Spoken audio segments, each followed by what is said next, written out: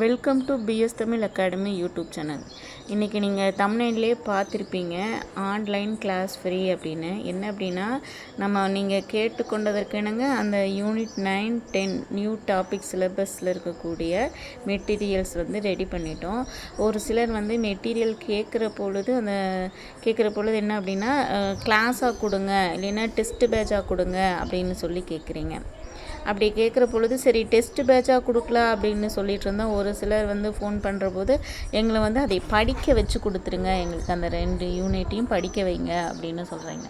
அப்படி பார்க்குற பொழுது சரி டெஸ்ட் பேட்சாக கொடுத்தா என்னங்கிறாங்க அப்படின்னா, அதை எங்களுக்கு இன்னும் பாடம் நடத்துங்க, நீங்கள் நடத்துகிறது எளிமையாக புரியுது, அதனால் எங்களுக்கு படிக்க வச்சு கொடுங்க அப்படிங்கிறதுனால சரி மெட்டீரியல் கொடுத்துட்டு அந்த கிளாஸ் அப்படிங்கிறது ஃப்ரீயாக கொடுத்துர்லாம் அப்படின்னு முடிவு பண்ணிட்டோம். நீங்கள் இப்போ எனக்கு ஃபோன் பண்ணியிருந்தவங்க கேட்டிருந்தீங்க, எங்களுக்கு சீக்கிரமாக சொல்லுங்கள் அப்படின்னு. நான் இந்த வீடியோ மூலமாகவே நான் சொல்லிட்டேன். ஸோ ஃபோன் பண்ணவங்களுக்கு தெரியும். ஸோ உங்களுக்கு கிளாஸ் ஃப்ரீயாகவே கொடுத்துட்றேன். மெட்டீரியல் வாங்கினவங்க இவ்வளோ இருக்குது அப்படிங்கிற ஒரு ஃபீலிங் இருந்துச்சு. இப்போ ஒரு 25 பக்கம் அப்படின்னு பார்த்துக்கிட்டோம்னா அப்படின்னா ஒரு 400 கொஸ்டின் இருக்குது. அப்போது அதில் பார்க்குற பொழுது ஒரு நாளைக்கு ஒரு 100 கொஸ்டின் அப்படின்னு சொல்லி நம்ம பார்த்துக்கிட்டோம்னா ஒரு 30 நாளில் நம்ம முடிச்சிடலாம். ஒரு வாரத்தில் ஒரு 3 நாள் கிளாஸ் பார்த்தோம் அப்படின்னா மேக்ஸிமம் உங்களுக்கு ஒரு மாதம் இல்லைன்னா 1.5 மாதத்துக்குள்ளேயே அந்த கிளாஸையே முடிச்சிடலாம். 9th 10th யூனிட் உங்களுக்கு ஃபுல்லாக கவர் ஆயிரும். மேக்ஸிமம் நிறைய பேர் நிறையா கோச்சிங் கிளாஸில் இருப்பீங்க. இது ஒரு அடிஷ்னலாக வச்சுக்கிட்டிங்க அப்படின்னா உங்களுக்கு ஒரு அந்த 2 யூனிட் உங்களுக்கு கவர் ஆயிரும். வகுப்பு எப்படி இருக்கும் அப்படிங்கிறது உங்களுக்கு நான் போட்ட வீடியோக்குள்ளேயே தெரியும், எப்படி உங்களுடைய மனசில் பதியுது அப்படிங்கிறது. ஸோ இருந்தாலும் ஒரு சாம்பிளுக்கு தொலைக்காட்சியில் இருக்கக்கூடிய ஒரு சின்ன பகுதியை நம்ம ஒரு சாம்பிள் கிளாஸாக இந்த வீடியோவில் பார்க்கலாம். வாங்க இன்றைய வீடியோக்குள்ளே போகலாம். செய்தி ஒளிபரப்பில் இருக்கக்கூடிய பாயிண்ட்ஸை பார்க்கலாம். ஃபஸ்ட்டு அந்த செய்தி ஒளிபரப்பு அப்படின்னு பார்க்குற பொழுது சேனல்களில் பல வகையான சேனல் இருக்குது. முக்கியமாக அதிகமாக இருக்கக்கூடிய சேனல்னு பார்த்துக்கிட்டோம்னா பொழுதுபோக்கு சேனல்கள் தான் அதிகமாக இருக்குது. அந்த பொழுதுபோக்கு சேனல்கள்லையுமே எப்படி இருக்குது, குழந்தைகளுக்கு தனியாக இருக்குது, அந்த ஜியாகிரஃபி சேனல் இருக்குது, அப்புறம் டிஸ்கவரி சேனல் இருக்குது, அப்புறம் சுட்டி டிவி இருக்குது, அடுத்தது பாட்டு மட்டும் இருக்குது. இந்த மாதிரி நிறைய சேனல்ஸ் இருக்குது. அதில் செய்தி ஒளிபரப்பு, அந்த செய்திக்கு மட்டுமே இருக்கக்கூடிய இந்த புதிய தலைமுறை, பாலிமர் நியூஸ், புதியுகம், இந்த மாதிரி நிறைய சேனல்ஸ் இருக்குது. இப்போ அதில் அந்த செய்தி ஒளிபரப்பில் என்னென்ன பண்ணுறாங்க அப்படின்னு சொல்லி பார்க்கலாம். ஃபஸ்ட்டு செய்தியை அளிக்கும் தொலைக்காட்சி பிற தகவல் தொடர்பு சாதனங்களை விட விஞ்சி விடுகிறது. நேரடியாகவும் உடனடியாகவும் செய்திகளை வழங்குகின்றன. இதனை என்னென்னு சொல்கிறாங்க அப்படின்னா லைவ் அப்படின்னு சொல்கிறாங்க. இப்போ இந்த செய்தி ஒளிபரப்பில் மற்ற சேனல்கள், பொழுதுபோக்கு சேனல்களை விட இந்த செய்தி ஒளிபரப்பு அப்படிங்கிறது விஞ்சி விடுது, அதிகமாக பண்ணுது அப்படின்னு சொல்கிறாங்க. அப்படி பார்க்குற பொழுது அந்த நேரடியாகவும் உடனடியாகவும் செய்திகளை வழங்குறத லைவ் அப்படின்னு சொல்கிறாங்க. இது தெரிஞ்சது தான். அடுத்தது ஏற்கனவே பதிவு செய்யப்பட்ட நிகழ்ச்சியாக இருப்பின் அதனை என்ன சொல்கிறாங்க அப்படின்னா ரெக்கார்டட் அப்படின்னு சொல்லி போட்டுறாங்க. இப்போ இது லைவாக இருந்தால் லைவ்னு போடுறாங்க, அடுத்து ரெக்கார்டுன்னு போடுறாங்க. அடுத்தது ஒளிபரப்பாகும் செய்தியை சான்று தரும் பழைய நிகழ்ச்சிகள். நீங்கள் பாலிமர் நியூஸ்லலாம் பார்க்குற பொழுது அந்த இடத்துல கோப்பு அப்படின்னு சொல்லி போட்டிருப்பாங்க. ஸோ இது ஃபைல் அப்படின்னு சொல்லி போடுறாங்க. ஸோ அந்த செய்திகளுக்கு என்னென்ன செய்கிறாங்க அப்படிங்கிறத சொல்கிறாங்க. அப்போது எக்ஸாம்பிளுக்கு சொல்கிறாங்க பாருங்கள், 1991 41 நாட்கள் நடந்த வளைகுடா போர் செய்திகளை தொலைக்காட்சிகள் நேரடியாக ஒளிபரப்பு பண்ணாங்க அப்படின்னு சொல்கிறாங்க. லைவ்லேயே கொடுத்துருக்காங்க. 1991 நடந்தது. அடுத்தது முக்கியமானது என்ன அப்படின்னா 2001 நடந்த அந்த அமெரிக்காவினுடைய நியூயார்க் அந்த பில்டிங்கை தாக்குனதை விமானங்கள் தாங்கினது அந்த தொலைக்காட்சியில் அப்படியே தத்ரூபமாக படம் பிடிச்சு காட்டியிருந்தாங்க. அப்போ அதன் மூலமாக அந்த தொலைக்காட்சி பார்க்கக்கூடிய டிஆர்பியினுடைய ரேட்டு அதிகமாயிடுச்சு அப்படின்னு கூட சொல்லுவாங்க. அந்த நியூஸ் வந்தப்போ அப்படின்னு சொல்லுவாங்க. அடுத்தது இதனால் நாளிதழ்களும் வானொலி தரும் செய்தியை காட்டிலும் தொலைக்காட்சி செய்தி நம்பகத்தன்மை என்னன்னு சொல்லுவாங்க. இப்போ ஒன்றும் இல்லை, இப்போ வானொலியிலேருந்து ஒரு செய்தி கேட்குறோம். அப்போ அந்த செய்தி கேட்குற பொழுது அது உண்மையா என்ன அப்படிங்கிறது தெரியாது. அவங்க சொல்கிறாங்க, நம்ம கேட்குறோம் அப்படின்னு சொல்கிறாங்க. ஆனால் அதே டிவியில் பார்க்குற பொழுது என்ன அப்படின்னா, அது உண்மையாக நடந்ததை பார்க்குற பொழுது என்ன ஆகுது அப்படின்னா, நம்பகத்தன்மை அப்படிங்கிறது அதிகமாக ஏற்படுது, வாய்ந்ததாக கருதப்படுது அப்படின்னு சொல்கிறாங்க. அடுத்தது, மேலை நாட்டு நிறுவனங்கள் தயாரித்து வழங்கும் தொடர்களையும் நாட்டு விளம்பர நிறுவனங்கள் வாங்கி வழங்குகின்றன. இப்போ நிறையா சேனல்ஸில் வந்து என்ன அப்படின்னா, அந்த அதர் ஸ்டேட்டில் பண்ணக்கூடிய அந்த தொடர்களை வாங்கி இப்போ நம்மளதில் போடுறாங்க அப்படின்னு சொல்கிறாங்க. இப்போ ராமாயணமாக இருக்கட்டும், மகாபாரதமாக இருக்கட்டும், அவங்க வேறு இதில் பண்ணுறதை எடுத்து போடுறாங்க அப்படின்னு சொல்கிறாங்க.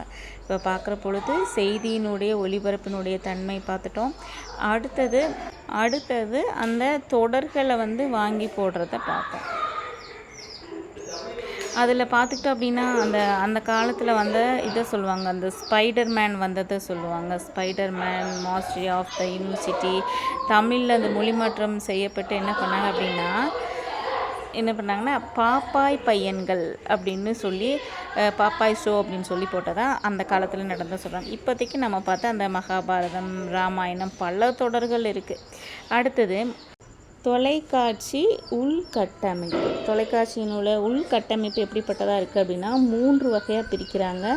நிர்வாக பிரிவு, நிகழ்ச்சி பிரிவு, எந்திர பிரிவு. 3 வகை. நிர்வாகம் அப்படிங்கிறது அதனுடைய வரவு செலவு என்ன அப்படிங்கிற டோட்டலாக எல்லாத்தையும் பண்ணுறது. அதில் வந்து நிகழ்ச்சி பிரிவுகள் என்னென்ன நிகழ்ச்சிகள் அப்படிங்கிறது, எந்தெந்த கருவிகளை பயன்படுத்துகிறாங்க அப்படிங்கிறதுக்கு 3 வகையாக பிரிக்கிறாங்க. அடுத்தது, ஒரு செய்தியை வெளியிடத்தில் நடக்கக்கூடிய செய்திகளை படம் பிடிக்கிறதுக்காக ஒரு 3 வாகனங்களை பயன்படுத்துகிறாங்க. அப்படி பார்க்குற பொழுது என்னென்ன வாகனங்கள்னு பார்க்கலாம். தொலைக்காட்சி நிலையத்திற்கு வெளியில் நடக்கும் நிகழ்ச்சிகளை பதிவு செய்து ஒளிபரப்புவதற்கென 3 வகையான சிற்றுந்துகளை பயன்படுத்துகிறாங்க. நடமாடும் ஒளி பதிவு கூடம், மொபைல் ஸ்டூடியோ அப்படின்னு சொல்கிறாங்க. நிலையத்திற்கு வெளியே நடக்கும் நிகழ்ச்சிகளை என்ன பண்ணுறாங்கன்னா, பதிவு செய்து அப்புறம் அதை தொலைக்காட்சி நிலையத்திலிருந்து ஒளிபரப்புகிறாங்க. அதை அங்கிருந்து அனுப்பி தொலைக்காட்சி நிலையத்திலிருந்து ஒளிபரப்புறதுக்கு பயன்படுத்தக்கூடியது என்னது, நடமாடும் ஒளி பதிவு கூடம். அடுத்தது, வெளிப்புற ஒளிபரப்பு வாகனம். அது என்ன அப்படின்னு பார்த்துக்கிட்டோம்னா, OB van, outdoor broadcasting van. இது பார்த்துட்டோம்னா என்ன பண்ணுறாங்க அப்படின்னா, இவ்வகை வாகனங்கள் நிகழ்ச்சி நடைபெறும் இடத்திலிருந்து நிகழ்ச்சிகளை நேரலையாக ஒளிபரப்புகின்றன. ஸோ இந்த லைவ் எடுக்கிறதுக்கு பயன்படுத்தக்கூடிய வாகனம் தான் இந்த வெளிப்புற ஒளிபரப்பு வாகனம். அடுத்தது, முக்கியமான வாகனம் பாருங்கள், மின்னணு செய்தி சேகரிப்பு வாகனம். இதில் என்ன அப்படின்னா, எல்லாமே ஒரு தொலைக்காட்சி நிலையத்தில் என்னென்ன கருவிகள் இருக்குமோ அது எல்லாமே எதில் இருக்குது அப்படின்னா, அந்த இங்கே பாருங்கள், ENG van, electronic news gathering van. இந்த வேனில் அந்த ஃபெசிலிட்டிஸ் எல்லாமே இருக்குதுன்னு சொல்கிறாங்க. 24 மணி நேரமும் செய்திகளை ஒளிபரப்பு வரும் தொலைக்காட்சி நிலையங்களில் இவ்வகையான வாகனங்கள் இயங்கி வருகின்றன. அந்த ஸ்பைடர்மேன் படத்தில் லைவாக ஒரு ப்ரோக்ராம் பண்ணுற மாதிரி காட்டுவாங்க. அந்த ஒரு சின்ன ஒரு வாகனத்திலேயே எல்லாமே பண்ணுற மாதிரி காட்டுவாங்க. அது உண்மையான பண்ணாங்களா அப்படிங்கிறது இல்லை, ஆனால் வந்து அந்த மாதிரி ஒரு வாகனத்தில் பண்ணுறதுக்கு ஒரு எக்ஸாம்பிளுக்கு சொன்னேன். மின்னணு செய்தி சேகரிப்பு வாகனம், இதைத்தான் சொல்கிறாங்க. அடுத்தது, இவ்வாகனங்கள் தொலைக்காட்சி நிலையத்தில் உள்ள அனைத்து வசதிகளையும் கொண்டதாக அமைந்திருக்கும் பார்த்துட்டோம். அடுத்தது, இந்தியாவில் மிக உயரமான தொலைக்காட்சி கோபுரங்கள் 235 மீட்டர் உயரமானது. இது புதுடில்லியில் பீதாம்பரம் அப்படிங்கிற இடத்துல இருக்குது அப்படின்னு சொல்கிறாங்க. இப்போ நம்ம என்ன பார்த்தோம் அப்படின்னா, செய்தி ஒளிபரப்பு பார்த்தோம், அது லைவ் பார்த்தோம், ரெக்கார்டடு பார்த்தோம், கோப்பு பார்த்தோம். 3 வகையானது பார்த்தோம். அடுத்தது, நிகழ்ச்சிகள் எப்படி ஒரு நம்பகத்தன்மை அடையிறதுக்கு எது அப்படின்னு பார்த்தோம் அப்படின்னா, ஒரு தொலைக்காட்சி தான் பயனுள்ளதாக இருக்குது அப்படின்னு பார்த்தோம். அடுத்தது, தொலைக்காட்சியினுடைய உள்கட்டமைப்பு பார்த்தோம். உள்கட்டமைப்பு பார்த்தோம். அடுத்தது, அதுக்கு பயன்படுத்தக்கூடிய வாகனங்கள் சிற்றுந்துகள் என்ன அப்படிங்கிறத பார்த்தோம். அடுத்தது 1990களில் செயற்கைக்கோள் டிவி அறிமுகப்படுத்தப்பட்டது அப்படின்னு சொல்கிறாங்க. எந்த வருஷத்துலேயே அந்த செயற்கைக்கோள் டிவி வந்துச்சு அப்படின்னு பார்த்துக்கிட்டோம் அப்படின்னா 1990 வந்துச்சு அப்படின்னு சொல்கிறாங்க. இந்திய தொலைக்காட்சியில் பெரிய மாற்றத்தை ஏற்படுத்தது. இந்தியாவிலிருந்து மட்டுமின்றி உலகம் முழுவதிலிருந்து மக்கள் மற்ற நாடுகளின் டிவி சேனல்களை பார்க்க முடிந்தது. இந்த காலகட்டத்திலிருந்தே பார்க்க முடிந்தது அப்படின்னு சொல்கிறாங்க. அடுத்தது இந்த ஓடிடி தளங்கள் எப்போ வந்துச்சு அப்படின்னா 2000 வந்துச்சு அப்படின்னு சொல்கிறாங்க. இப்போ நெட்ஃப்ளிக்ஸு அப்படின்னு சொல்கிறாங்க, ஹூலு போன்ற பல இணையம் தொடர்பான அந்த ஸ்ட்ரீமிங் சேவைகள் எல்லாமே வந்துச்சு. எப்போ வந்துச்சு அப்படின்னா 2000 ஆரம்பிச்சது அப்படின்னு சொல்கிறாங்க. அடுத்தது தொலைக்காட்சி சேவைகளின் வகைகள் அப்படி பார்த்துக்கிட்டு அப்படின்னா அதை பரப்பு தொலைக்காட்சியில் வானொலி மூலம் ஒளிபரப்பப்படும் தொலைக்காட்சி.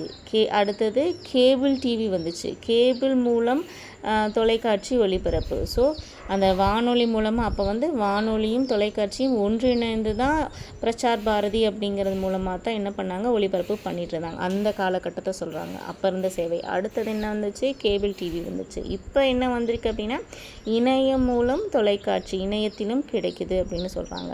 அடுத்தது செயற்கைக்கோள் தொலைக்காட்சி. செயற்கைக்கோள்கள் மூலம் ஒளிபரப்பக்கூடிய இப்போ நம்ம பார்க்குறது எல்லாமே என்ன அப்படின்னா இந்த செயற்கைக்கோள் மூலமாக பார்க்குறாங்க.